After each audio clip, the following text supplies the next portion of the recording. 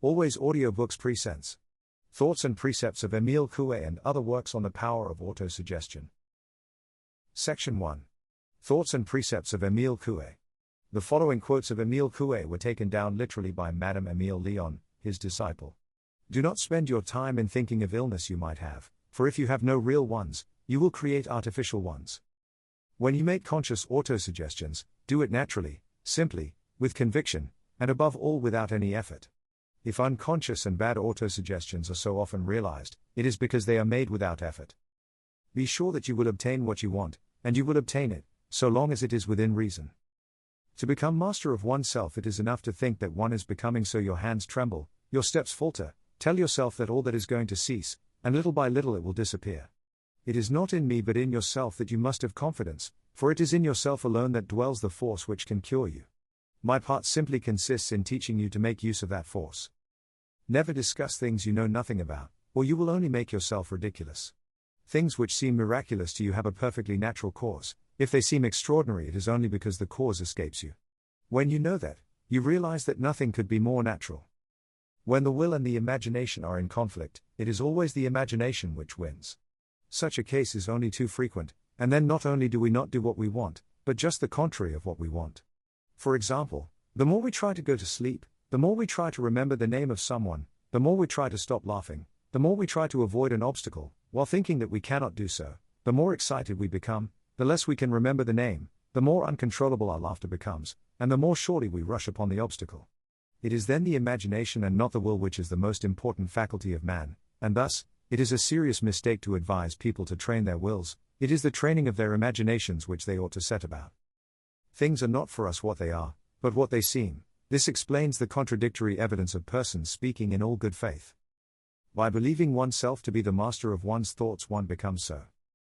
Every one of our thoughts, good or bad, becomes concrete, materializes, and becomes in short a reality. We are what we make ourselves and not what circumstances make us. Whoever starts off in life with the idea, I shall succeed, always does succeed because he does what is necessary to bring about this result. If only one opportunity presents itself to him, and if this opportunity has, as it were, only one hair on its head, he seizes it by that one hair. Further, he often brings about unconsciously or not, propitious circumstances.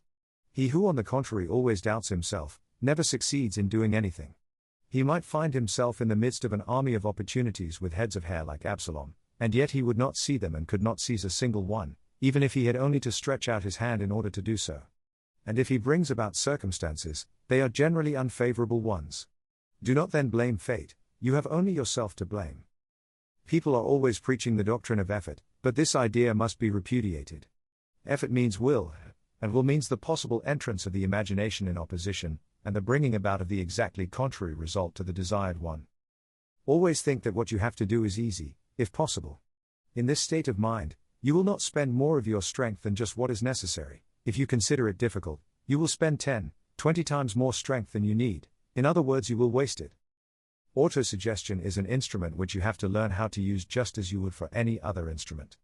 An excellent gun in inexperienced hands only gives wretched results, but the more skilled the same hands become, the more easily they place the bullets in the target. Conscious autosuggestion, made with confidence, with faith, with perseverance, realizes itself mathematically, within reason. When certain people do not obtain satisfactory results with autosuggestion, it is either because they lack confidence, or because they make efforts, which is the more frequent case. To make good suggestions, it is absolutely necessary to do it without effort. The latter implies the use of the will, which must be entirely put aside. One must have recourse exclusively to the imagination. Many people who have taken care of their health all their life in vain, imagine that they can be immediately cured by autosuggestion. It is a mistake, for it is not reasonable to think so. It is no use expecting from suggestion more than it can normally produce, that is to say, a progressive improvement which little by little transforms itself into a complete cure, when that is possible. The means employed by the healers all go back to autosuggestion, that is to say that these methods, whatever they are, words, incantations, gestures, staging, all produce in the patient the autosuggestion of recovery. Every illness has two aspects unless it is exclusively a mental one. Indeed, on every physical illness a mental one comes and attaches itself. If we give to the physical illness the coefficient 1, the mental illness may have the coefficient 1, 2, 10, 20, 50, 100, and more. In many cases this can disappear instantaneously, and if its coefficient is a very high one, 100 for instance, while that of the physical ailment is 1, only this latter is left, a 101st of the total illness. Such a thing is called a miracle, and yet there is nothing miraculous about it. Contrary to common opinion, physical diseases are generally far more easily cured than mental ones. Buffon used to say, "Style is the man." We would put in that, man is what he thinks. The fear of failure is almost certain to cause failure, in the same way as the idea of success brings success and enables one always to surmount the obstacles that may be met with. Conviction is as necessary to the suggester as to his subject. It is this conviction, this faith, which enables him to obtain results where all other means have failed.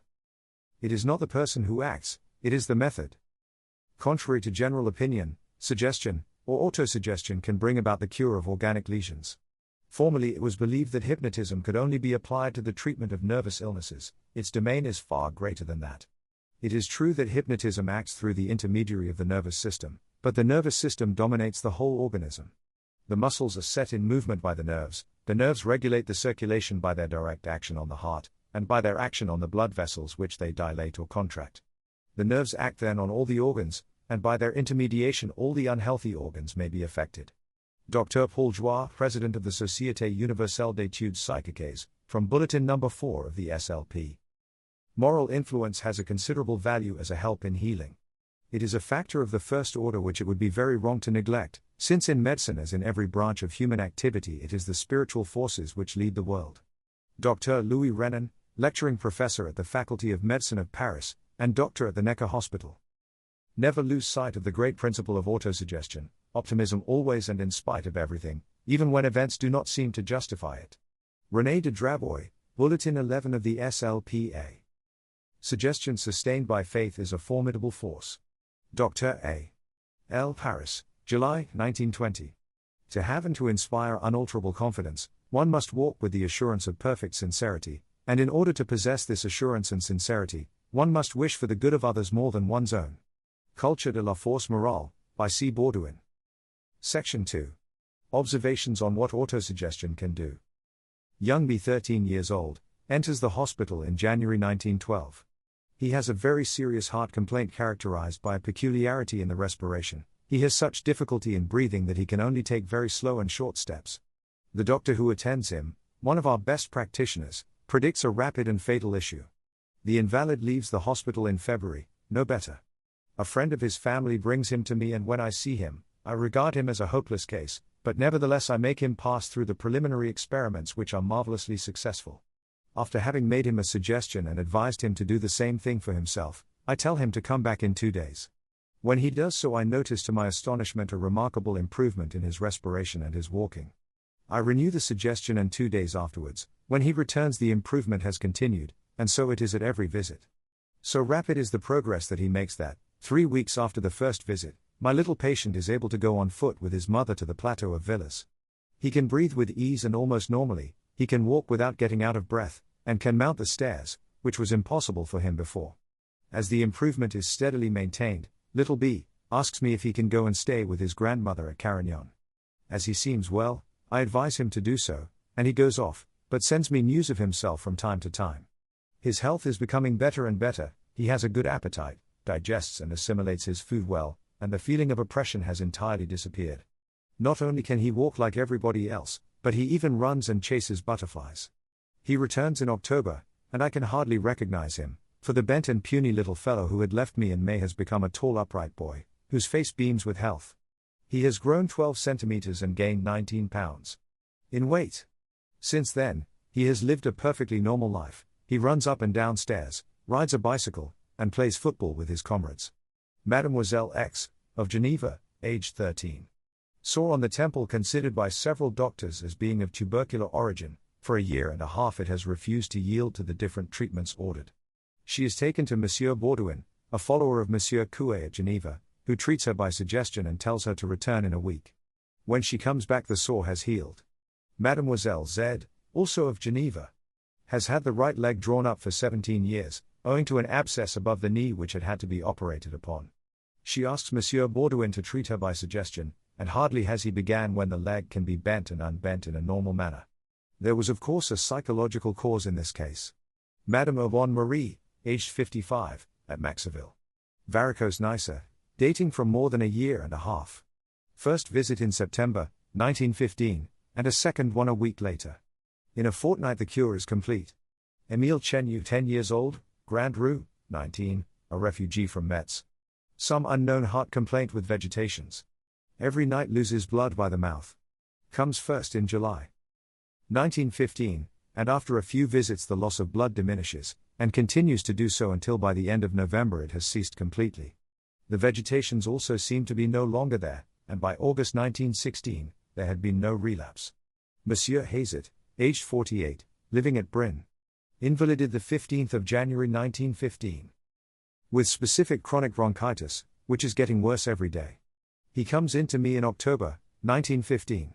The improvement is immediate and has been maintained since. At the present moment, although he is not completely cured, he is very much better. Monsieur B has suffered for 24 years from frontal sinus, which had necessitated 11 operations. In spite of all that had been done, the sinus persisted, accompanied by intolerable pains. The physical state of the patient was pitiable in the extreme. He had violent and almost continuous pain, extreme weakness, lack of appetite, could neither walk, read nor sleep, etc. His nerves were in nearly as bad a state as his body, and in spite of the treatment of such men as Bernheim of Nancy, Dugerin of Paris, Dubois of Bern, X of Strasbourg, his ill health not only continued but even grew worse every day. The patient comes to me in September 1915, on the advice of one of my other patients. From that moment he made rapid progress, and at the present time, 1921, he is perfectly well. It is a real resurrection. Monsieur Nagingist, aged 18, Rue Cellier, 39. Suffering from Pott's disease. Comes to me in the beginning of 1914, having been encased for 6 months in a plaster corset. Comes regularly twice a week to the séances, and makes for himself the usual suggestion morning and evening. Improvement soon shows itself, and in a short time the patient is able to do without his plaster casing. I saw him again in April 1916. He was completely cured, and was carrying on his duties as postman, after having been assistant to an ambulance at Nancy, where he had stayed until it was done away with. Monsieur D, at Jarville. Paralysis of the left upper eyelid. Goes to the hospital where he receives injections, as a result of which the eyelid is raised. The left eye was, however, deflected outwards for more than 45 degrees, and an operation seemed to be necessary. It was at this moment that he came to me, and thanks to autosuggestion the eye went back little by little to its normal position. Madame L of Nancy. Continuous pain in the right side of the face, which had gone on for 10 years. She has consulted many doctors whose prescriptions seemed of no use, and an operation is judged to be necessary.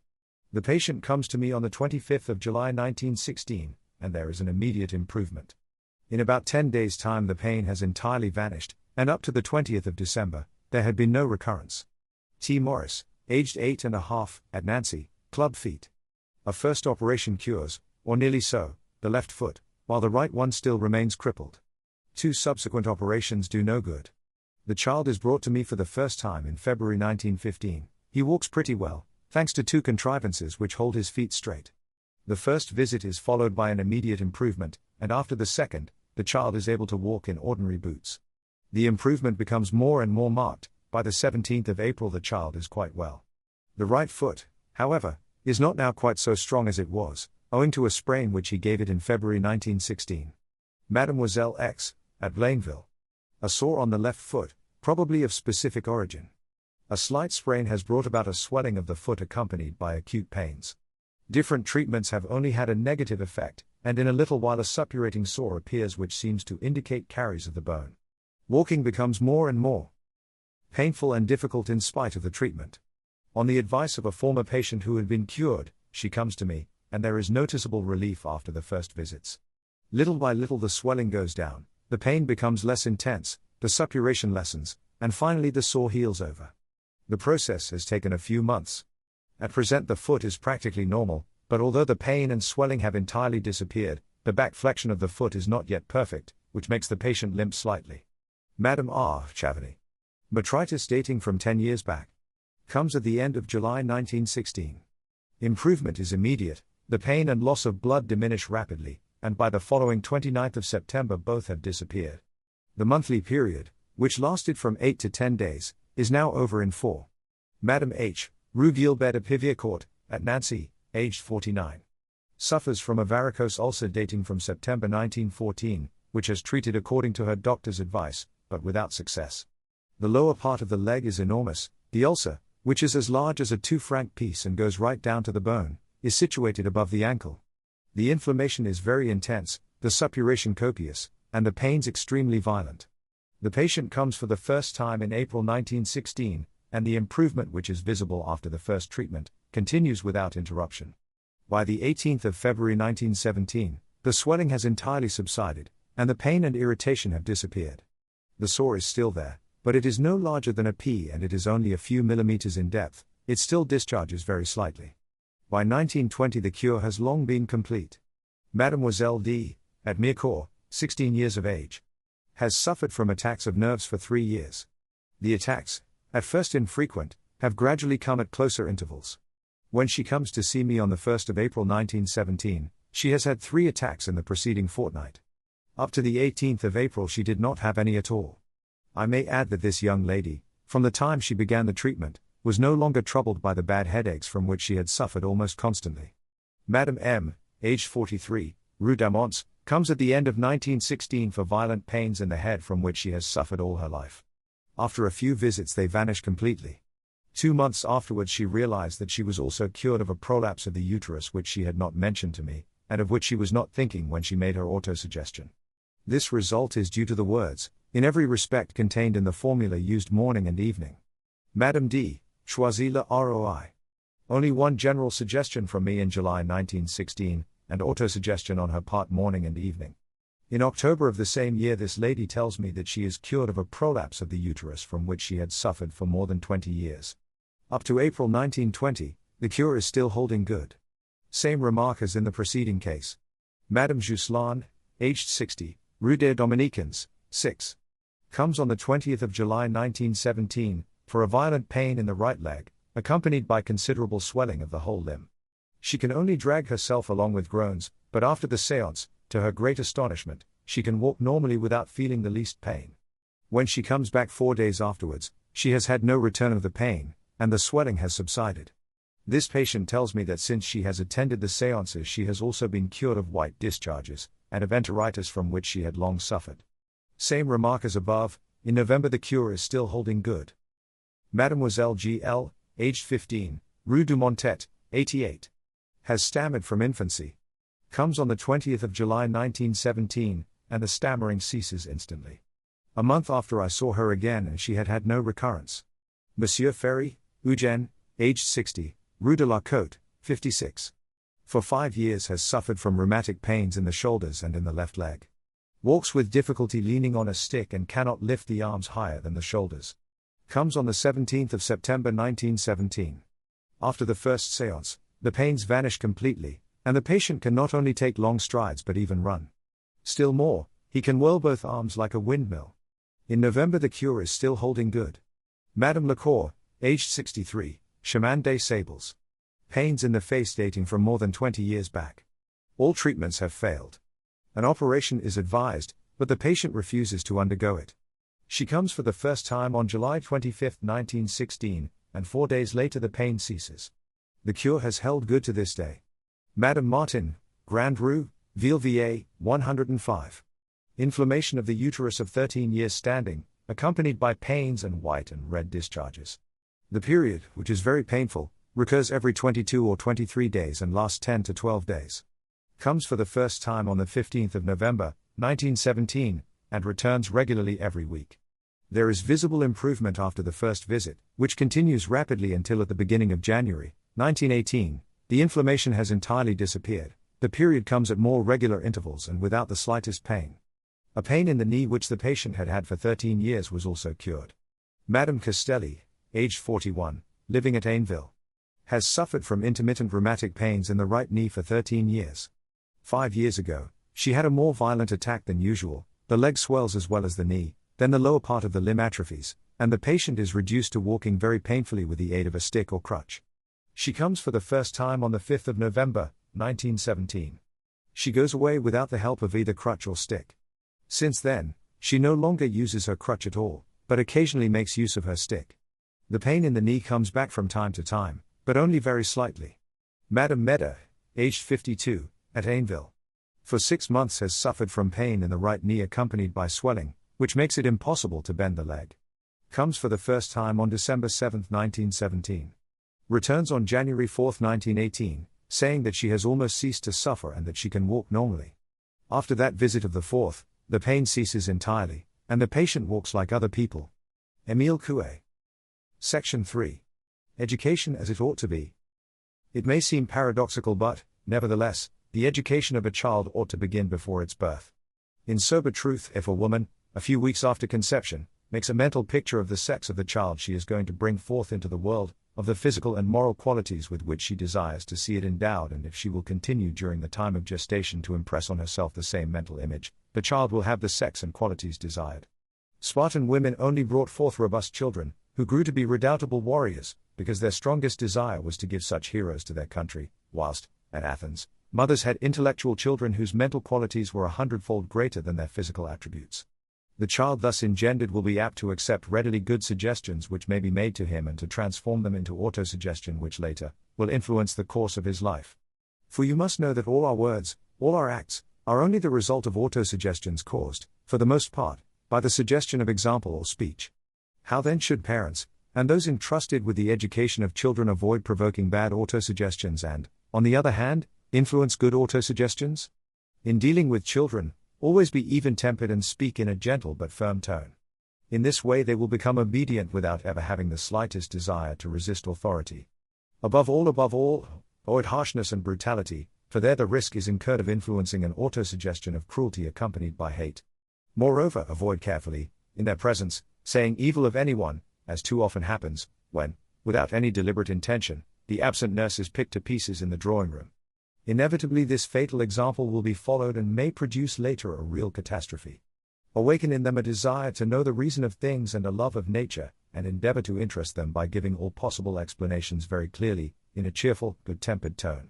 You must answer their questions pleasantly, instead of checking them with what a bother you are. Do be quiet, you will learn that later. Never on any account say to a child, you are lazy and good for nothing, because that gives birth in him to the very faults of which you accuse him.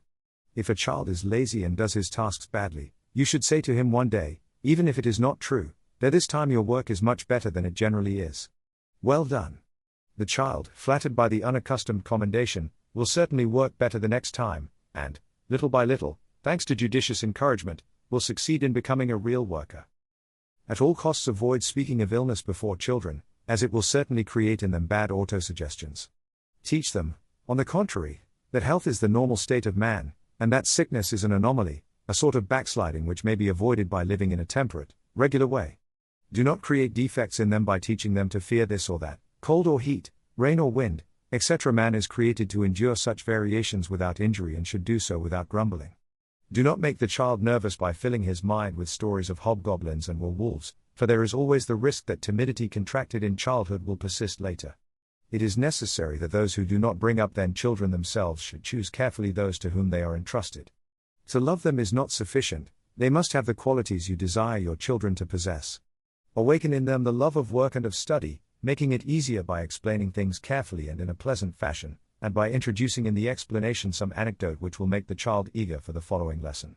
Above all, impress on them that work is essential for man, and that he who does not work in some fashion or another, is a worthless, useless creature, and that all work produces in the man who engages in it a healthy and profound satisfaction, whilst idleness, so longed for and desired by some, produces weariness, neurasthenia, disgust of life, and leads those who do not possess the means of satisfying the passions created by idleness, to debauchery and even to crime. Teach children to be always polite and kind to all, and particularly to those whom the chance of birth has placed in a lower class than their own, and also to respect age, and never to mock at the physical or moral defects that age often produces. Teach them to love all mankind, without distinction of caste. That one must always be ready to succor those who are in need of help, and that one must never be afraid of spending time and money for those who are in need. In short, that they must think more of others than of themselves. In so doing, an inner satisfaction is experienced that the egoist ever seeks and never finds. Develop in them self-confidence and teach that, before embarking upon any undertaking, it should be submitted to the control of reason, thus avoiding acting impulsively, and, after having reasoned the matter out, one should form a decision by which one abides, unless, indeed, some fresh fact proves you may have been mistaken. Teach them above all that everyone must set out in life with a very definite idea that he will succeed, and that, under the influence of this idea he will inevitably succeed. Not indeed, that he should quietly remain expecting events to happen, but because, impelled by this idea, he will do what is necessary to make it come true. He will know how to take advantage of opportunities, or even perhaps of the single opportunity which may present itself. It may be only a single thread or hair, whilst he who distrusts himself is a constant guignard with whom nothing succeeds, because his efforts are all directed to that end. Such a one may indeed swim in an ocean of opportunities, provided with heads of hair like Absalom himself, and he will be unable to seize a single hair, and often determines himself the causes which make him fail, whilst he, who has the idea of success in himself, often gives birth, in an unconscious fashion, to the very circumstances which produce that same success. But above all, let parents and masters preach by example. A child is extremely suggestive. Let something turn up that he wishes to do, and he does it. As soon as children can speak, make them repeat morning and evening, 20 times consecutively. Day by day, in all respects, I grow better, which will produce in them an excellent physical, moral and healthy atmosphere. If you make the following suggestion, you will help the child enormously to eliminate his faults, and to awaken in him the corresponding desirable qualities. Every night when the child is asleep, approach quietly, so as not to awaken him, to within about 3 or 4 feet from his bed. Stand there, murmuring in a low monotonous voice the thing or things you wish him to do. Finally, it is desirable that all teachers should, every morning, make suggestions to their pupils, somewhat in the following fashion. Telling them to shut their eyes, they should say, "Children, I expect you always to be polite and kind to everyone, obedient to your parents and teachers. When they give you an order, or tell you anything, you will always listen to the order given or the fact told without thinking it tiresome. You used to think it tiresome when you were reminded of anything, but now you understand very well that it is for your good that you are told things, and consequently, instead of being cross with those who speak to you, you will now be grateful to them. Moreover, you will now love your work, whatever it may be. In your lessons you will always enjoy those things you may have to learn, especially whatever you may not till now have cared for. Moreover, when the teacher is giving a lesson in class, you will now devote all your attention, solely and entirely to what he says, instead of attending to any silly things said or done by your companions, and without doing or saying anything silly yourself. Under these conditions, as you are all intelligent, for, children, you are all intelligent, you will understand easily and remember easily what you have learned. It will remain embedded in your memory, ready to be at your service, and you will be able to make use of it as soon as you need it. In the same way, when you are working at your lessons alone, or at home, when you are accomplishing a task or studying a lesson, you will fix your attention solely on the work you are doing, and you will always obtain good marks for your lessons. This is the counsel which, if followed faithfully and truly from henceforth, will produce a race endowed with the highest physical and moral qualities. Emile Coué. Section 4. A survey of the séances at Monsieur Coué's. The town thrills at this name, for from every rank of society people come to him and everyone is welcomed with the same benevolence, which already goes for a good deal. But what is extremely poignant is at the end of the séance to see the people who came in gloomy, bent, almost hostile, they were in pain, go away like everybody else, unconstrained, cheerful, sometimes radiant. They are no longer in pain. With a strong and smiling goodness of which he has the secret, Monsieur Coué, as it were, holds the hearts of those who consult him in his hand. He addresses himself in turn to the numerous persons who come to consult him, and speaks to them in these terms. "Well, madam, and what is your trouble? Oh, you are looking for too many whys and wherefores. What does the cause of your pain matter to you? You are in pain, that is enough. I will teach you to get rid of that. And you, monsieur, your varicose ulcer is already better. That is good, very good indeed. Do you know, considering you have only been here twice, I congratulate you on the result you have obtained. If you go on doing your autosuggestions properly, you will very soon be cured. You have had this ulcer for 10 years, you say. What does that matter? You might have had it 20 and more, and it could be cured just the same. And you say that you have not obtained any improvement? Do you know why? Simply because you lack confidence in yourself. When I tell you that you are better, you feel better at once, don't you? Why? Because you have faith in me. Just believe in yourself and you will obtain the same result. Oh, madam, not so many details, I beg you. By looking out for the details you create them, and you would want a list a yard long to contain all your maladies. As a matter of fact, with you it is the mental outlook which is wrong. Well, make up your mind that it is going to get better, and it will be so. It's as simple as the gospel. You tell me you have attacks of nerves every week. Well, from today you are going to do what I tell you and you will cease to have them. You have suffered from constipation for a long time? What does it matter how long it is? You say it is 40 years? Yes, I heard what you said, but it is nonetheless true that you can be cured tomorrow. You hear, tomorrow, on condition, naturally, of your doing exactly what I tell you to do, in the way I tell you to do it. Ah. You have glaucoma, madam. I cannot absolutely promise to cure you of that, for I am not sure that I can. That does not mean that you cannot be cured, for I have known it to happen in the case of a lady of Chalon-sur-Saône and another of Lorraine. Well, mademoiselle, as you have not had your nervous attacks since you came here, whereas you used to have them every day, you are cured. Come back sometimes all the same, so that I may keep you going along the right lines. The feeling of oppression will disappear with the lesions, which will disappear when you assimilate properly. That will come all in good time, but you mustn't put the cart before the horse. It is the same with oppression as with heart trouble, it generally diminishes very quickly. Suggestion does not prevent you from going on with your usual treatment. As for the blemish you have on your eye, and which is lessening almost daily, the opacity and the size are both growing less every day.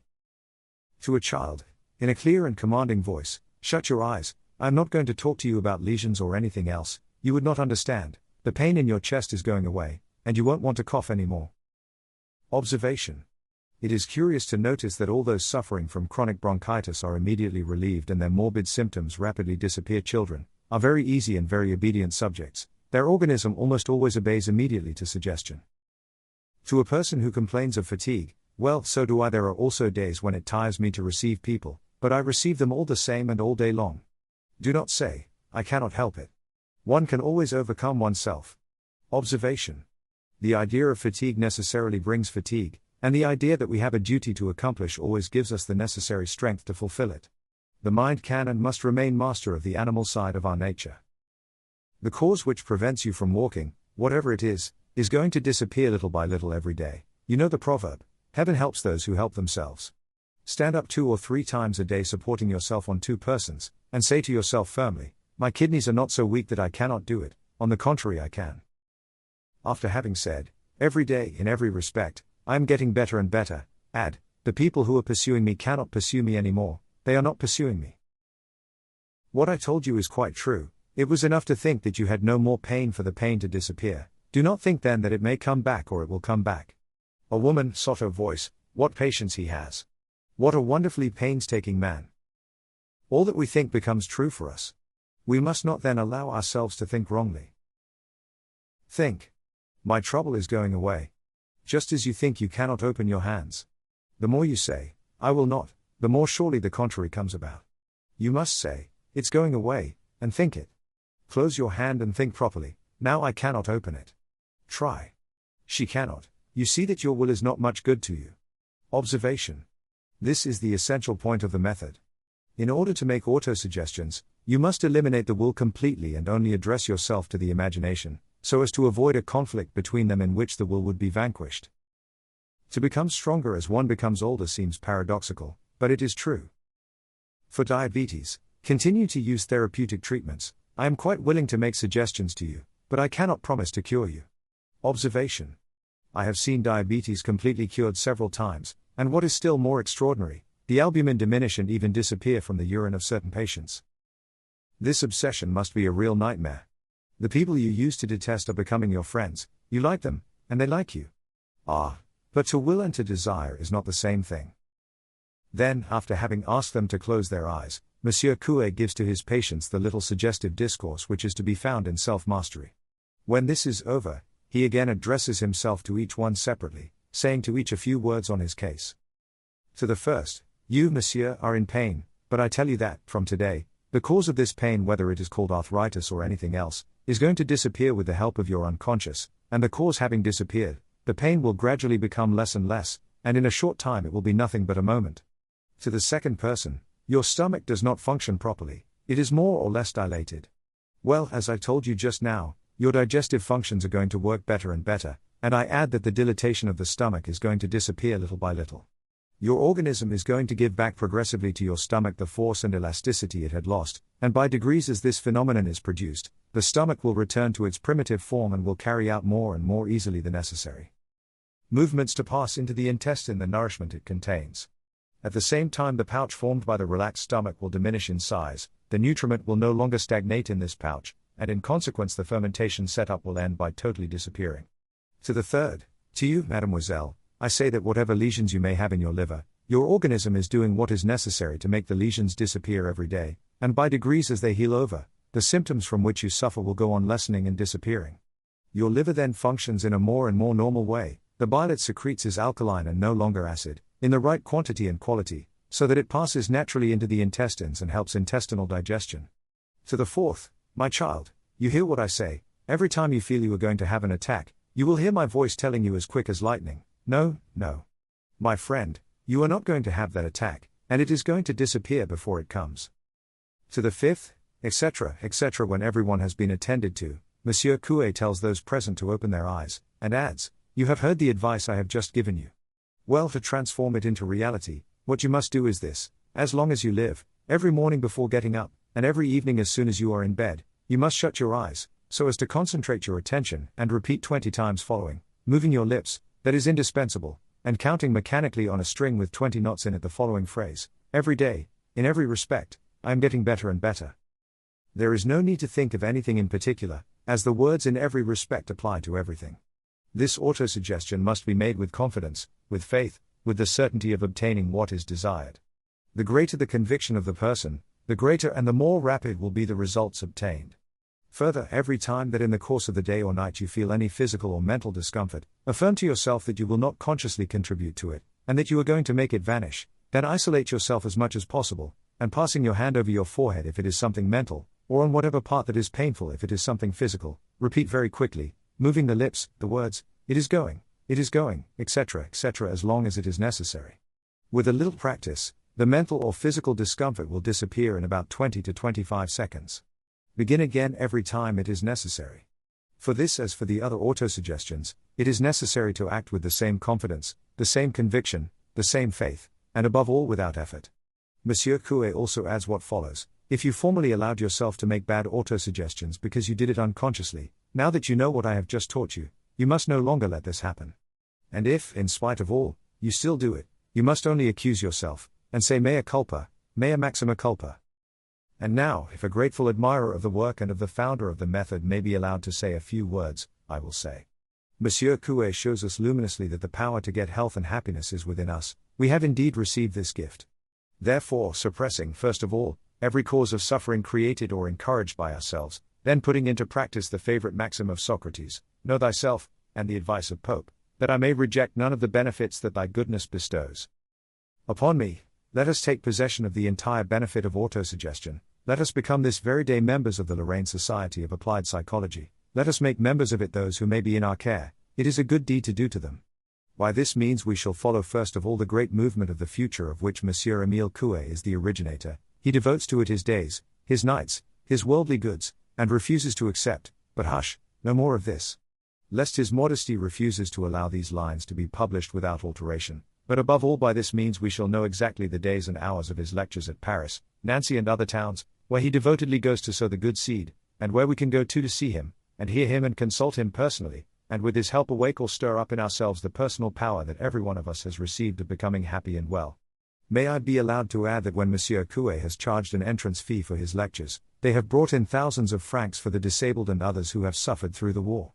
Note: entrance is free to the members of the Lorraine Society of Applied Psychology. Section 5. Extracts from letters addressed to Monsieur Coué. The final results of the English secondary certificate have only been posted up these 2 hours, and I hasten to tell you about it, at least in so far as it concerns myself. I passed the viva voce with flying colors, and scarcely felt a trace of the nervousness which used to cause me such an intolerable sensation of nausea before the tests. During the latter I was astonished at my own calm, which gave those who listened to me the impression of perfect self-possession on my part. In short, it was just the tests I dreaded most which contributed most to my success. The jury placed me second, and I am infinitely grateful to you for help, which undoubtedly gave me an advantage over the other candidates, etc. The case is that of a young lady, who, on account of excessive nervousness, had failed in 1915. The nervousness having vanished under the influence of autosuggestion, she passed successfully, being placed second out of more than 200 competitors. Mademoiselle V. Schoolmistress, August, 1916. It is with very great pleasure that I write to thank you most sincerely for the great benefit I have received from your method. Before I went to you, I had the greatest difficulty in walking 100 yards, without being out of breath, whereas now I can go miles without fatigue. Several times a day and quite easily, I am able to walk in 40 minutes from the Rue du Bordelot to the Rue des Glacis, that is to say, nearly 4 kilometers. The asthma from which I suffered has almost entirely disappeared. Yours most gratefully. Paul Chenet, August 1917. I do not know how to thank you. Thanks to you I can say that I am almost entirely cured, and I was only waiting to be so in order to express my gratitude.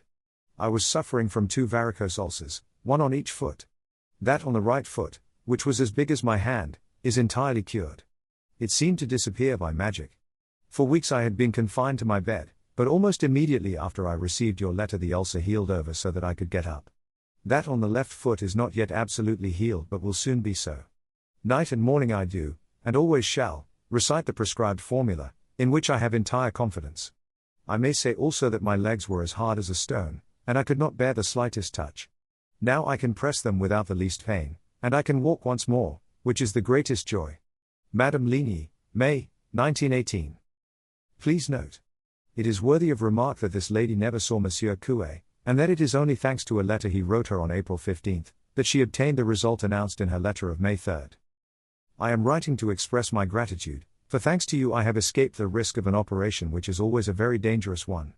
I can say more, you have saved my life, for your method of autosuggestion has done alone what all the medicines and treatments ordered for the terrible intestinal obstruction from which I suffered for 19 days, had failed to do. From the moment when I followed your instructions and applied your excellent principles, my functions have accomplished themselves quite naturally. Madame S. February, 1920. I do not know how to thank you for my happiness in being cured. For more than 15 years I had suffered from attacks of asthma, which caused the most painful suffocations every night. Thanks to your splendid method, and above all, since I was present at one of your séances, the attacks have disappeared as if by magic. It is a real miracle, for the various doctors who attended me all declared that there was no cure for asthma. Madame V., February, 1920. I am writing to thank you with all my heart for having brought to my knowledge a new therapeutic method, a marvelous instrument which seems to act like the magic wand of a fairy, since, thanks to the simplest means, it brings about the most extraordinary results. From the first I was extremely interested in your experiments, and after my own personal success with your method, I began ardently to apply it, as I have become an enthusiastic supporter of it. Dr. Vacher, May, 1920. For 8 years I have suffered from prolapse of the uterus. I have used your method of autosuggestion for the last 5 months, and am now completely cured, for which I do not know how to thank you enough. Madame Soulier, May, 1920. I have suffered terribly for 11 years without respite. Every night I had attacks of asthma, and suffered also from insomnia and general weakness which prevented any occupation. Mentally, I was depressed, restless, worried, and was inclined to make mountains out of molehills. I had followed many treatments without success, having even undergone in Switzerland the removal of the turbinate bone of the nose without obtaining any relief. In November 1918, I became worse in consequence of a great sorrow. While my husband was at Corfu, he was an officer on a warship, I lost our only son in 6 days from influenza. He was a delightful child of 10, who was the joy of our life. Alone and overwhelmed with sorrow, I reproached myself bitterly for not having been able to protect and save our treasure. I wanted to lose my reason or to die. When my husband returned, which was not until February, he took me to a new doctor who ordered me various remedies and the waters of Mont d'Or. I spent the month of August in that station, but on my return, I had a recurrence of the asthma, and I realized with despair that in every respect I was getting worse and worse. It was then that I had the pleasure of meeting you. Without expecting much good from it, I must say, I went to your October lectures, and I am happy to tell you that by the end of November I was cured. Insomnia, feelings of oppression, gloomy thoughts, disappeared as though by magic, and I am now well and strong and full of courage. With physical health I have recovered my mental equilibrium, and but for the ineffaceable wound caused by my child's loss, I could say that I am perfectly happy. Why did I not meet you before? My child would have known a cheerful and courageous mother. Thank you again and again. Monsieur Coué. Yours most gratefully. E. Attier, April, 1920. I can now take up again the struggle I have sustained for 30 years, and which had exhausted me. I found in you last August a wonderful and providential help. Coming home to Lorraine for a few days, ill, and with my heart full of sorrow, I dreaded the shock which I should feel at the sight of the ruins and distress, and went away comforted and in good health. I was at the end of my tether, and unfortunately, I am not religious. I long to find someone who could help me, and meeting you by chance at my cousin's house, you gave me the very help I sought. I can now work in a new spirit. I suggest to my unconscious to re-establish my physical equilibrium, and I do not doubt that I shall regain my former good health. A very noticeable improvement has already shown itself, and you will better understand my gratitude when I tell you that, suffering from diabetes with a renal complication, I have had several attacks of glaucoma, but my eyes are now recovering their suppleness. Since then, my sight has become almost normal, and my general health has much improved.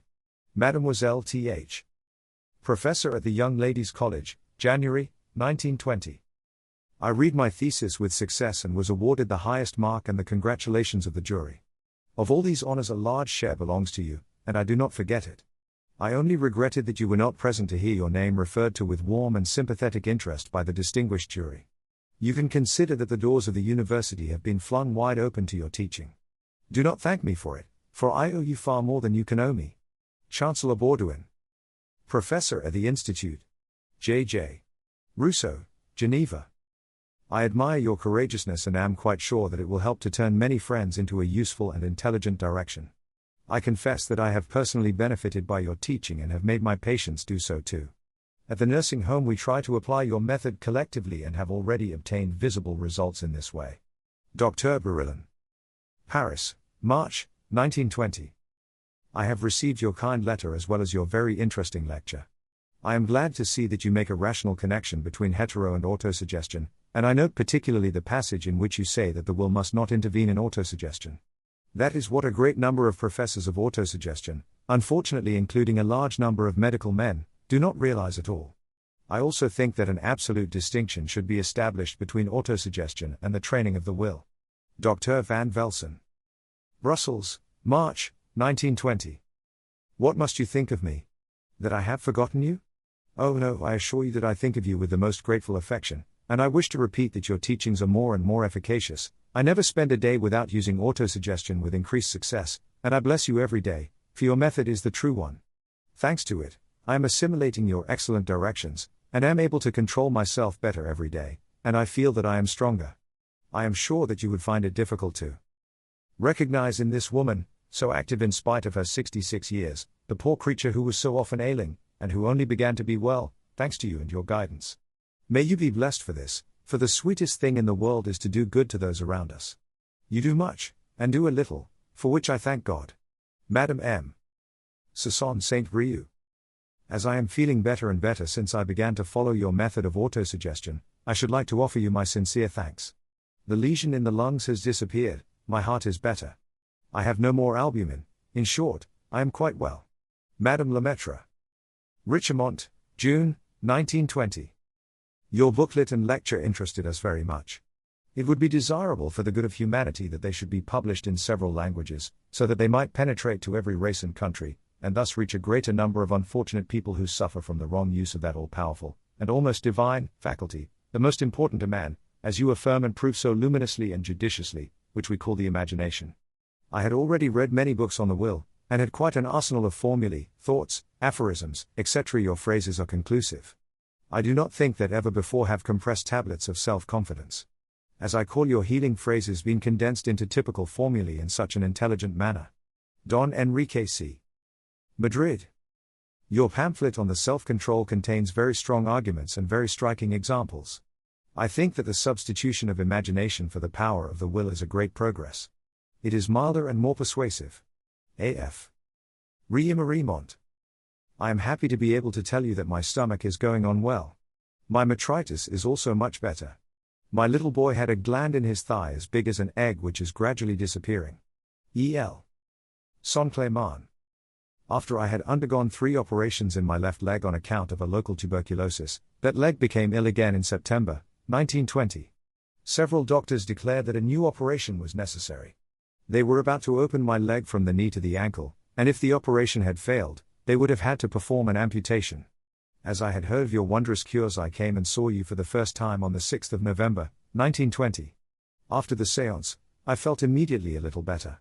I exactly followed your instructions and went 3 times to you. At the 3rd time, I could tell you that I was completely cured. Madame L. Henry, Lorraine. I will not wait any longer to thank you heartily for all the good I owe you. Autosuggestion has positively transformed me, and I am now getting much better than I have been these many years. The symptoms of illness have disappeared little by little, the morbid symptoms have become rarer and rarer, and all the functions of the body work now normally.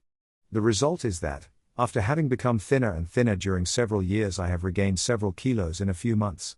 I cannot do otherwise than bless the Coué system. L. Can. A.M.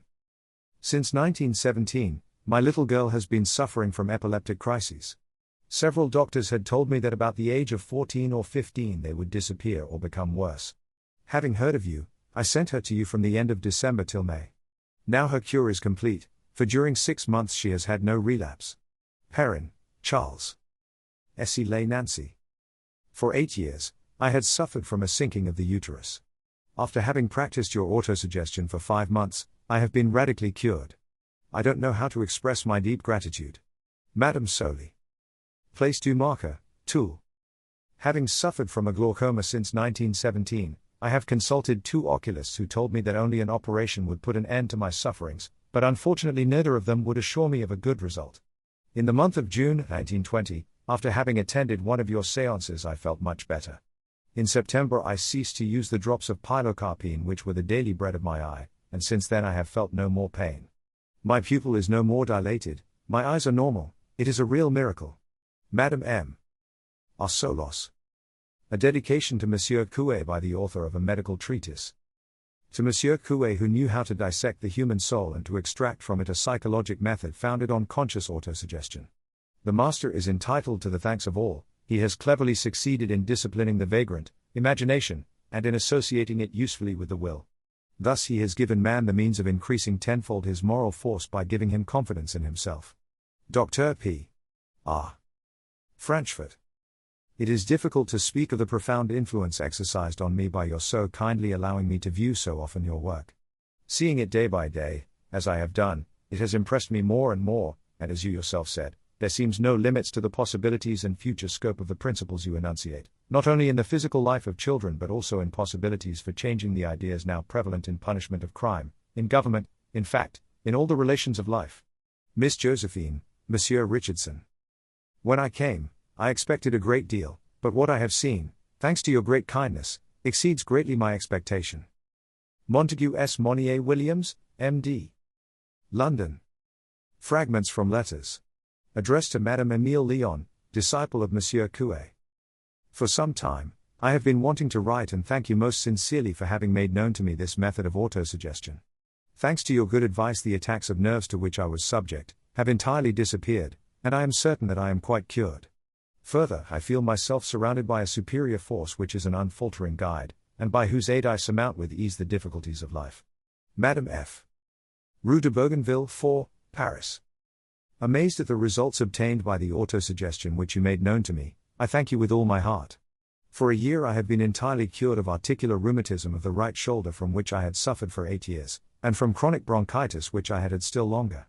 The numerous doctors I had consulted declared me incurable, but thanks to you and to your treatment, I have found with perfect health the conviction that I possess the power to keep it. Madame L. T. Rue du Laus, 4, Paris. I want to tell you what excellent results Monsieur Coué's wonderful method has produced in my case, and to express my deep gratitude for your valuable help. I have always been anemic, and have had poor health, but after my husband's death I became much worse. I suffered with my kidneys, I could not stand upright, I also suffered from nervousness and aversions. All that has gone, and I am a different person. I no longer suffer, I have more endurance, and I am more cheerful. My friends hardly recognize me, and I feel a new woman. I intend to spread the news of this wonderful method, so clear, so simple, so beneficent, and to continue to get from it the best results for myself as well. MLD. Paris, June, 1920. I cannot find words to thank you for teaching me your good method.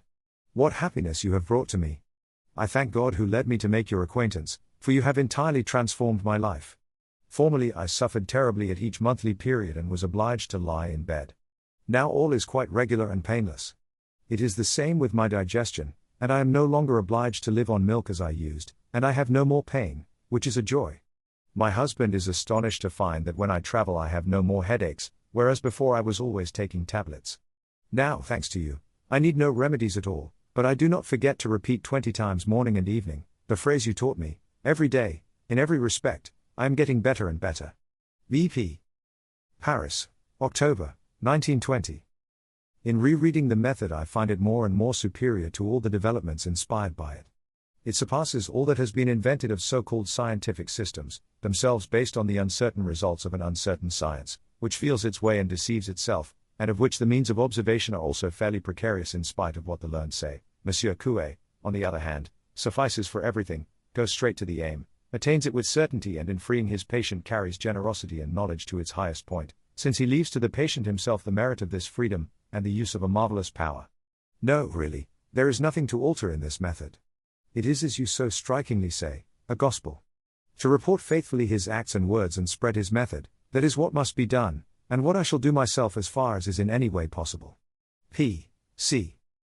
I am amazed at the results that I have obtained and continue to obtain daily, by the use of the excellent method you have taught me of conscious autosuggestion. I was ill mentally and physically. Now I am well and am also nearly always cheerful. That is to say that my depression has given way to cheerfulness, and certainly I do not complain of the change, for it is very preferable, I assure you. How wretched I used to be! I could digest nothing, now I digest perfectly well and the intestines act naturally. I also used to sleep so badly, whereas now the nights are not long enough, I could not work, but now I am able to work hard. Of all my ailments nothing is left but an occasional touch of rheumatism, which I feel sure will disappear like the rest by continuing your good method. I cannot find words to express my deep gratitude to you. Madame Friary. Boulevard Malesherbes, Paris. Extracts from letters. Addressed to Mademoiselle Kaufmann, disciple of Monsieur Coué. As I have been feeling better and better since following the method of autosuggestion which you taught me, I feel I owe you the sincerest thanks. I am now qualified to speak of the great and undeniable advantages of this method, as to it alone I owe my recovery. I had a lesion in the lungs which caused me to spit blood. I suffered from lack of appetite, daily vomiting, loss of flesh, and obstinate constipation. The spitting of blood lessened at once and soon entirely disappeared. The vomiting ceased, the constipation no longer exists, I have got back my appetite, and in 2 months I have gained nearly a stone in weight. In the face of such results observed, not only by parents and friends, but also by the doctor who has been attending me for several months, it is impossible to deny the good effect of autosuggestion and not to declare openly that it is to your method that I owe my return to life. I authorize you to publish my name if it is likely to be of service to others, and I beg you to believe me. Yours most gratefully, Jean Gilly. Nice, March, 1918. I consider it a duty to tell you how grateful I am to you for acquainting me with the benefits of autosuggestion. Thanks to you, I no longer suffer from those agonizing and frequent heart stoppages, and I have regained my appetite which I had lost for months. Still more, as a hospital nurse, I must thank you from my heart for the almost miraculous recovery of one of my patients, seriously ill with tuberculosis, which caused him to vomit blood constantly and copiously. His family and myself were very anxious when heaven sent you to him. After your first visit the spitting of blood ceased, his appetite returned, and after a few more visits made by you to his sick bed, all the organs little by little resumed their normal functions. At last one day we had the pleasant surprise and joy of seeing him arrive at your private séance, where, before those present, he himself made the declaration of his cure, due to your kind intervention. Thank you with all my heart. Yours gratefully and sympathetically. A. Kettner. Nice, March, 1918. From day to day I have put off writing to you to thank you for the cure of my little Sylvain. I was in despair, the doctors telling me that there was nothing more to be done but to try the sanatorium of Arcachon or Jussud, near Dunkirk. I was going to do so when mine Collard advised me to go and see you. I hesitated, as I felt skeptical about it, but I now have the proof of your skill, for Sylvain has completely recovered. His appetite is good, his pimples and his glands are completely cured, and what is still more extraordinary, since the first time that we went to see you he has not coughed any more, not even once. The result is, that since the month of June he has gained 6 pounds. I can never thank you enough, and I proclaim to everyone the benefits we have received. Madame Poisson. Liverjune, August, 1920. How can I prove to you my deep gratitude? You have saved my life. I had a displaced heart, which caused terrible attacks of suffocation, which went on continually. In fact, they were so violent that I had no rest day or night, in spite of daily injections of morphia. I could eat nothing without instant vomiting. I had violent pains in the head which became all swollen, and as a result I lost my sight. I was in a lamentable state and my whole organism suffered from it. I had abscesses on the liver. The doctor despaired of me after having tried everything: bloodletting, cupping and scarifying, poultices, ice, and every possible remedy, without any improvement. I had recourse to your kindness on the doctor's advice. After your first visits the attacks became less violent and less frequent, and soon disappeared completely. The bad and troubled nights became calmer, until I was able to sleep the whole night through without waking. The pains I had in the liver ceased completely. I could begin to take my food again, digesting it perfectly well, and I again experienced the feeling of hunger which I had not known for months. My headache ceased, and my eyes, which had troubled me so much, are quite cured, since I am now able to occupy myself with a little manual work. At each visit that you paid me, I felt that my organs were resuming their natural functions. I was not the only one to observe it, for the doctor who came to see me every week found me much better, and finally there came recovery, since I could get up after having been in bed 11 months. I got up without any discomfort, not even the least giddiness, and in a fortnight, I could go out. It is indeed thanks to you that I am cured, for the doctor says that for all that the medicines did me, I might just as well have taken none. After having been given up by 2 doctors who held out no hope of cure, here I am cured all the same, and it is indeed a complete cure, for now I can eat meat, and I eat a pound of bread every day. How can I thank you, for I repeat, it is thanks to the suggestion you taught me that I owe my life. Jean Grosjean. Nancy, November, 1920. Personally, the science of autosuggestion, for I consider it as entirely a science, has rendered me great services, but truth compels me to declare that if I continue to interest myself particularly in it, it is because I find in it the means of exercising true charity. In 1915, when I was present for the first time at Monsieur Coué's lectures, I confess that I was entirely skeptical. Before facts 100 times repeated in my presence, I was obliged to surrender to evidence, and recognize that autosuggestion always acted, though naturally in different degrees, on organic diseases. The only cases, and those were very rare, in which I have seen it fail are nervous cases, neurasthenia or imaginary illness. There is no need to tell you again that Monsieur Coué, like yourself, but even more strongly, insists on this point, that he never performs a miracle or cures anybody, but that he shows people how to cure themselves. I confess that on this point I still remain a trifle incredulous, for if Monsieur Coué does not actually cure people, he is a powerful aid to their recovery, in giving heart to the sick, in teaching them never to despair, in uplifting them, in leading them, higher than themselves into moral spheres that the majority of humanity, plunged in materialism, has never reached. The more I study autosuggestion, the better I understand the divine law of confidence and love that Christ preached us. Thou shalt love thy neighbor, and by giving a little of one's heart and of one's moral force to help him to rise if he has fallen and to cure himself if he is ill. Here also from my Christian point of view, is the application of autosuggestion, which I consider as a beneficial and comforting science which helps us to understand that as the children of God, we all have within us forces whose existence we did not suspect, which properly directed, serve to elevate us morally and to heal us physically. Those who do not know your science, or who only know it imperfectly, should not judge it without having seen the results it gives and the good it does. Believe me to be your faithful admirer. MLD. Nancy, November, 1920. Section 6. The Miracle Within. Reprinted from the Renaissance Politique, Littéraire et Artistique of the 18th of December, 1920. Homage to Emile Coué. In the course of the month of September, 1920, I opened for the first time the book of Charles Baudouin, of Geneva, professor at the Institut J. Rousseau in that town. This work, published by the firm of Delachaud and Niesel, 26, Rue Saint-Dominique, Paris, is called Suggestion et Autosuggestion. The author has dedicated it to Emile Coué, the initiator and benefactor, with deep gratitude. I read it and did not put down the book until I had reached the end. The fact is that it contains the very simple exposition of a magnificently humanitarian work, founded on a theory which may appear childish just because it is within the scope of everyone. And if everyone puts it into practice, the greatest good will proceed from it. After more than 20 years of indefatigable work, Emile Coué, who at the present time lives at Nancy, where he lately followed the work and experiments of Liebold, the father of the doctrine of suggestions, for more than 20 years, I say, Coué has been occupied exclusively with this question, but particularly in order to bring his fellow creatures to cultivate autosuggestion. At the beginning of the century, Coué had attained the object of his researches, and had disengaged the general and immense force of autosuggestion. After innumerable experiments on thousands of subjects, he showed the action of the unconscious in organic cases. This is new, and the great merit of this profoundly modest learned man is to have found a remedy for terrible ills, reputed incurable or terribly painful, without any hope of relief.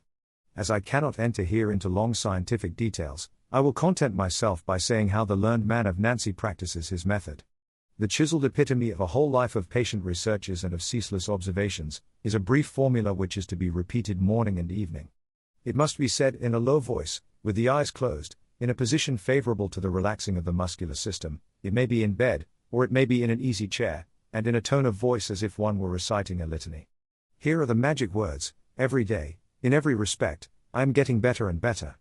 They must be said 20 times following, with the help of a string with 20 knots in it, which serves as a rosary.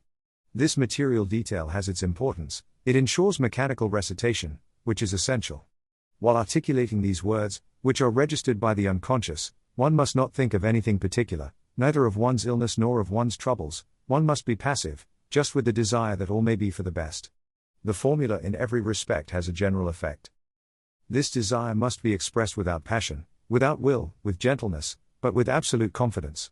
For Emile Coué, at the moment of autosuggestion, does not call in the will in any way. On the contrary, there must be no question of the will at that moment, but the imagination, the great motive force infinitely more active than that which is usually invoked, the imagination alone must be brought into play. Have confidence in yourself, says this good counselor, believe firmly that all will be well. And indeed, all is well for those who have faith, fortified by perseverance. As deeds talk louder than words, I will tell you what happened to myself before I had ever seen Monsieur Coué. I must go back then to the month of September when I opened Monsieur Charles Baudouin's volume.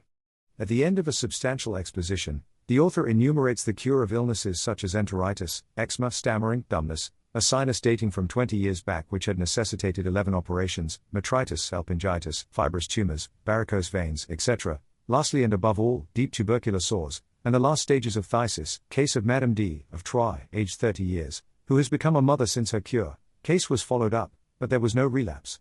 All this is often testified to by doctors in attendance on the patients. These examples impressed me profoundly. There was the miracle. It was not a question of nerves, but of ills which medicine attacks without success. This cure of tuberculosis was a revelation to me. Having suffered for 2 years from acute neuritis in the face, I was in horrible pain.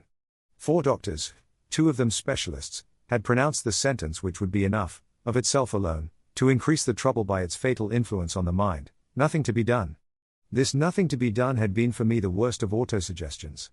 In possession of the formula, every day, in every respect, etc., I recited it with a faith which, although it had come suddenly, was none the less capable of removing mountains, and throwing down shawls and scarves. Bareheaded, I went into the garden in the rain and wind, repeating gently, I am going to be cured, I shall have no more neuritis, it is going away, will not come back, etc. The next day I was cured, and never any more since have I suffered from this abominable complaint, which did not allow me to take a step out of doors and made life unbearable. It was an immense joy. The incredulous will say, it was all nervous. Obviously, and I give them this first point. But, delighted with the result, I tried the Coué method for an edema of the left ankle, resulting from an affection of the kidneys reputed incurable. In 2 days, the edema had disappeared. I then treated fatigue and mental depression, etc., and extraordinary improvement was produced, and I had but one idea: to go to Nancy to thank my benefactor. I went there and found the excellent man, attractive by his goodness and simplicity, who has become my friend. It was indispensable to see him in his field of action. He invited me to a popular séance. I heard a concert of gratitude. Lesions in the lungs, displaced organs, asthma, Pott's disease, paralysis, the whole deadly horde of diseases were being put to flight. I saw a paralytic, who sat contorted and twisted in his chair, get up and walk. Monsieur Coué had spoken. He demanded confidence, great, immense confidence in oneself. He said, learn to cure yourselves, you can do so. I have never cured anyone. The power is within you yourselves, call upon your spirit, make it act for your physical and mental good, and it will come, it will cure you, you will be strong and happy. Having spoken, Coué approached the paralytic. You heard what I said, do you believe that you will walk? Yes. Very well then, get up. The woman got up, she walked, and went round the garden. The miracle was accomplished. A young girl with Pott's disease, whose vertebral column became straight again after 3 visits, told me what an intense happiness it was to feel herself coming back to life after having thought herself a hopeless case. 3 women, cured of lesions in the lungs, expressed their delight at going back to work and to a normal life. Coué, in the midst of those people whom he loves, seemed to me a being apart, for this man ignores money, all his work is gratuitous, and his extraordinary disinterestedness forbids his taking a farthing for it. I owe you something, I said to him, I simply owe you everything. No, only the pleasure I shall have from your continuing to keep well. An irresistible sympathy attracts one to this simple-minded philanthropist. Arm in arm we walked round the kitchen garden which he cultivates himself, getting up early to do so. Practically a vegetarian, he considers with satisfaction the results of his work. And then the serious conversation goes on. In your mind you possess an unlimited power. It acts on matter if we know how to domesticate it. The imagination is like a horse without a bridle. If such a horse is pulling the carriage in which you are, he may do all sorts of foolish things and take you to your death. But harness him properly, drive him with a sure hand, and he will go wherever you like. Thus it is with the mind, the imagination. They must be directed for our own good. Autosuggestion, formulated with the lips, is an order which the unconscious receives. It carries it out unknown to ourselves and above all at night, so that the evening autosuggestion is the most important. It gives marvelous results. When you feel a physical pain, add the formula "it is going away" very quickly repeated, in a kind of droning voice, placing your hand on the part where you feel the pain, or on the forehead, if it is a mental distress. For the method acts very efficaciously on the mind. After having called in the help of the soul for the body, one can ask it again for all the circumstances and difficulties of life. There also I know from experience that events can be singularly modified by this process. You know it today, and you will know it better still by reading Monsieur Bourduin's book, and then his pamphlet, Culture de la Force Morale, and then, lastly, the little succinct treatise written by Monsieur Coué himself, Self-Mastery. All these works may be found at Monsieur Coué's. If however I have been able to inspire in you the desire of making this excellent pilgrimage yourself, you will go to Nancy to fetch the booklet. Like myself you will love this unique man, unique by reason of his noble charity and of his love for his fellows, as Christ taught it. Like myself also, you will be cured physically and mentally. Life will seem to you better and more beautiful. That surely is worth the trouble of trying for. Monsieur Bernard Provin. Section 7. Some notes on the journey of Monsieur Coué to Paris in October, 1919. The desire that the teachings of Monsieur Coué in Paris last October should not be lost to others, has urged me to write them down.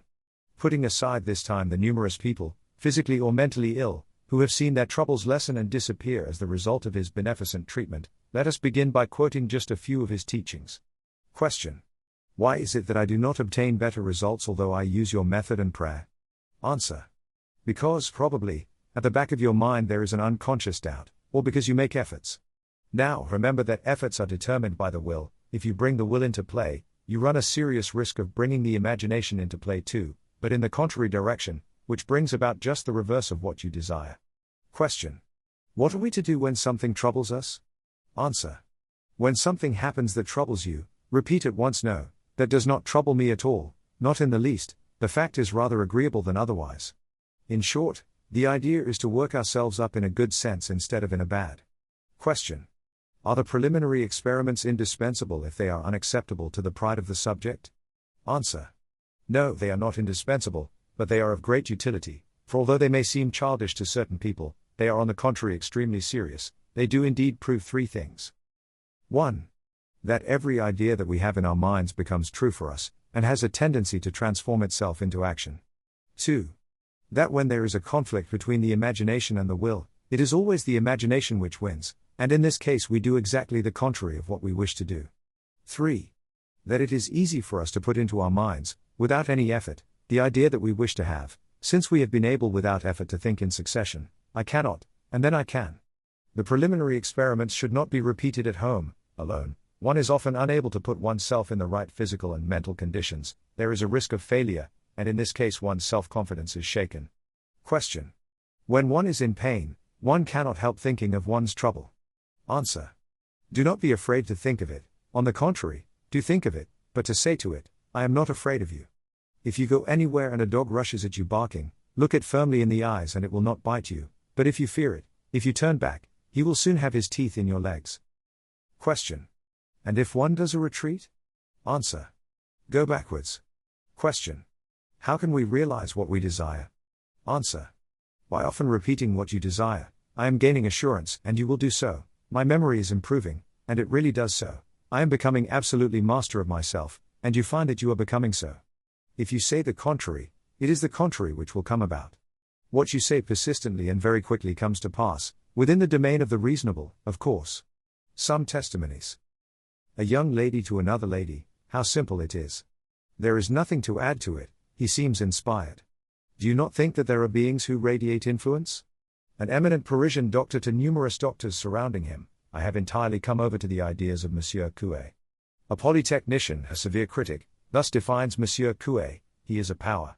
Yes, he is a power of goodness. Without mercy for the bad autosuggestions of the defeatist type, but indefatigably painstaking, active and smiling, to help everyone to develop their personality, and to teach them to cure themselves, which is the characteristic of his beneficent method. How could one fail to desire from the depths of one's heart that all might understand and seize the good news that Monsieur Coué brings? It is the awakening, possible for everyone, of the personal power which he has received of being happy and well. It is, if one consents, the full development of this power which can transform one's life. Then, and is it not quite rightly so? It is the strict duty, and at the same time the happiness, of those who have been initiated, to spread by every possible means the knowledge of this wonderful method, the happy results of which have been recognized and verified by thousands of persons, to make it known to those who suffer, who are sad, or who are overburdened, to all, and to help them to put it into practice. Then, thinking of France triumphant but bruised, of her defenders victorious but mutilated, of all the physical and moral suffering entailed by the war, may those who have the power, the greatest power ever given to man is the power of doing good, Socrates, see that the inexhaustible reservoir of physical and moral forces that the method puts within our reach may soon become the patrimony of all the nation and through it of humanity. Madame Emile Léon. Collaborator, in Paris, of Monsieur Emile Coué. Section 8. Everything for Everyone. By Madame Emile Léon, disciple of Monsieur Coué. When one has been able to take advantage of a great benefit, when this benefit is within reach of everyone, although almost everyone is ignorant of it, is it not an urgent and absolute duty, for those who are initiated, to make it known to those around them? For all can make their own the amazing results of the Emile Coué method. To drive away pain is much, but how much more is it to lead into the possession of a new life all those who suffer?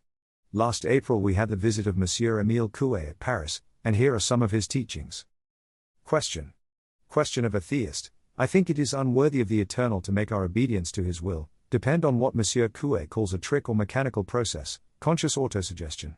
Monsieur Coué: whether we wish it or not, our imagination always overrules our will, when they are in conflict.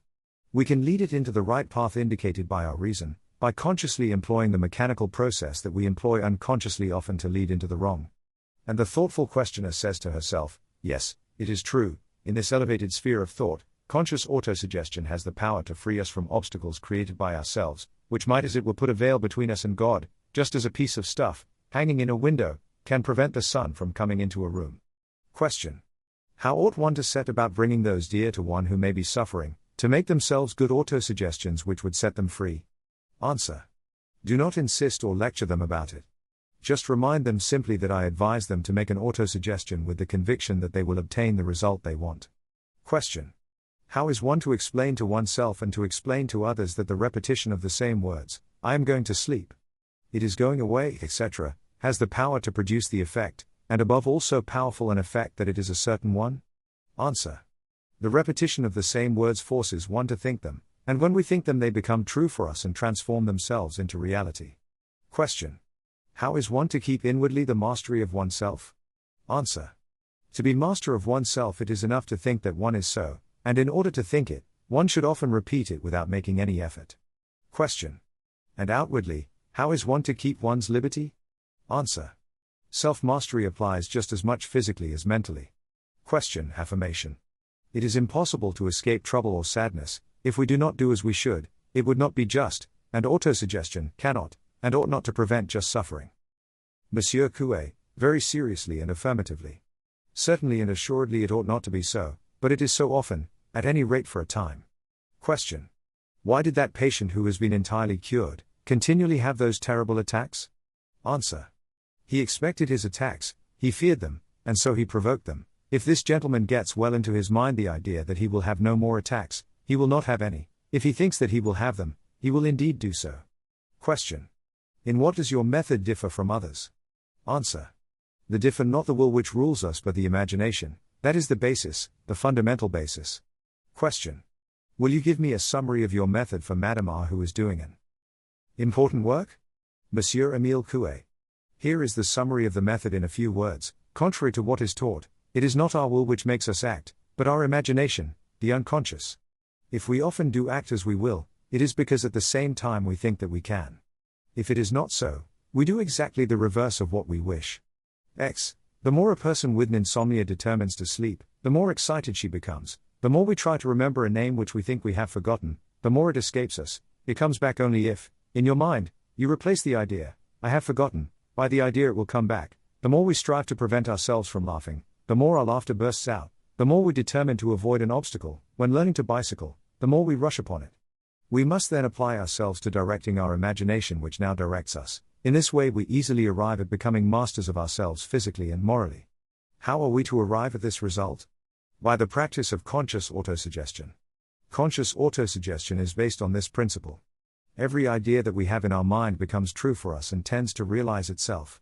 Thus, if we desire something, we can obtain it at the end of a more or less long time, if we often repeat that this thing is going to come, or to disappear, according to whether it is a good quality or a fault, either physical or mental. Everything is included by employing night and morning the general formula, every day, in every respect, I am getting better and better. Question. For those who are sad who are in distress? Answer.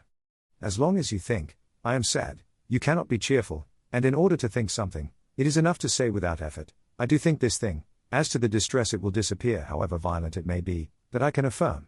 A man arrives bent, dragging himself painfully along, leaning on 2 sticks, he has on his face an expression of dull depression. As the hall is filling up, Monsieur Emile Coué enters. After having questioned this man, he says to him something like this, so you have had rheumatism for 32 years and you cannot walk. Don't be afraid, it's not going to last as long as that again. Then after the preliminary experiments, shut your eyes, and repeat very quickly indeed, moving your lips, the words, it is going, it is going. At the same time Monsieur Coué passes his hand over the legs of the patient, for 20 to 25 seconds. Now you are no longer in pain, get up and walk. The patient walks, quickly. Quicker. More quickly still. And since you can walk so well, you are going to run. Monsieur, run. The patient runs, joyously, almost as if he had recovered his youth, to his great astonishment, and also to that of the numerous persons present at the séance of April 27, 1920. Clinic of Dr. Virilin. A lady declares, my husband suffered from attacks of asthma for many years, he had such difficulty in breathing that we feared a fatal issue. His medical advisor, Dr. X, had given him up. He was almost radically cured of his attacks, after only one visit from Monsieur Coué. A young woman comes to thank Monsieur Coué with lively gratitude. Her doctor, Dr. Vacher, who was with her in the room, says that the cerebral anemia from which she had suffered for a long while, which he had not succeeded in checking by the usual means, had disappeared as if by magic through the use of conscious autosuggestion. Another person who had had a fractured leg and could not walk without pain and limping, could at once walk normally. No more pain, no more limping. In the hall which thrills with interest, joyful testimonies break out from numerous persons who have been relieved or cured. A doctor, autosuggestion is the weapon of healing. As to this philosopher who writes, he mentions his name, he relies on the genius of Coué.